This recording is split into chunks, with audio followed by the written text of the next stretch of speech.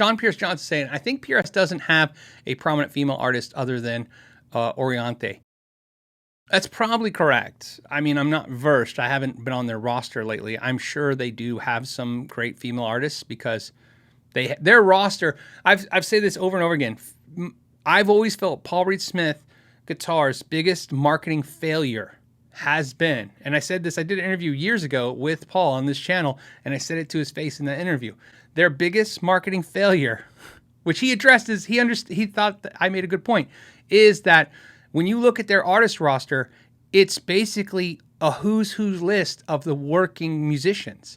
It's all the musicians who back all the famous musicians. When you look at your artist roster on your page, there are dozens and dozens of guitar players that are not so much famous, but known for backing famous people. Mm-hmm. You have Beyonce's guitar player. You have Dave Weiner. You have Steve Vai's guitar player. Yeah. You have Tim McGraw's guitar player, Toby Keith's guitar player, Keith Urban, Grand Funk Railroad, Reba McEntire, Jethro Tull, Carrie Underwood.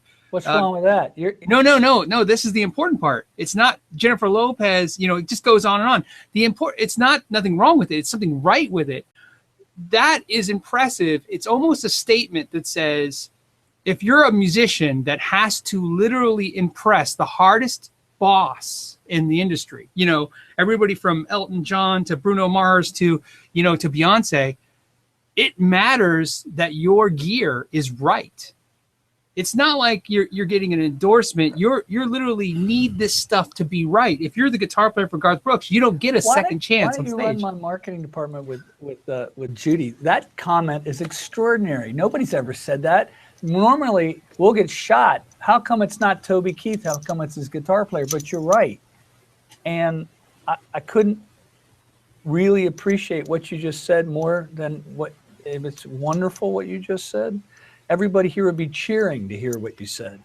And Bev has worked with her team unbelievably hard in artist relations to do that. And that's my point. My point is sure, Steve Vai plays Ibanez, but Dave Weiner plays a PRS, and Dave Weiner's job is to make Steve Vai look and sound good. That's his job on stage, is to make the artists look good. And it's impressive to me that PRS is trusted by so many working artists, considering we kind of, as a guitar community, call it the doctor lawyer guitars, and no one really plays PRS, and then there's all these comments about but then if you look at their roster of musicians, it's impressive. You know what I mean? It's impressive to me. Right? It's not a name drop impressive. It's not. You have to look up 90% of these people. You have to look them up and be like, who's this person? And you go, oh, they're the guitar player for Daughtry. You know what I mean? Like, oh, okay. And then you think about it for a second. Is that impressive? And you go, yeah, it is impressive. These are working musicians.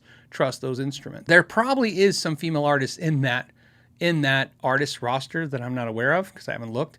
I was really bummed when I saw Oriente come out with a Gibson acoustic because I was like, well, that's probably the end of that arrangement with her and whatever PRS is doing. I think they're missing it.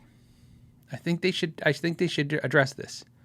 What do I know? If you enjoyed this podcast clip, you can watch the entire episode by clicking the link in the description or streaming it on iTunes, iHeartRadio, and Spotify. You can also join it live every week, Friday at 3 p.m. Pacific Standard Time, and I hope to see you there. Until next time, know your gear.